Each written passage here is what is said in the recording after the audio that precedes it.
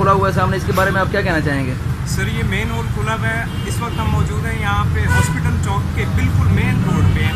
यहाँ पे ये पिछले 15 दिनों से ये मेन रोड खुला हुआ है। यहाँ पे काफ़ी सारे एक्सीडेंट हो गए हैं, आने जाने वाली गाड़ियाँ हैं, जो कुछ है सबको इतनी प्रॉब्लम्स फेस करनी पड़ रही हैं। इतना एक बिल्कुल डिस्टर्बेंस हुई हुई है, सारे लोग जिद हो चुके हैं इस चीज़ से। लेकिन यहाँ पे हमारे TMA वाले हजरात हैं, TMA वाले गुजरते हैं इधर से?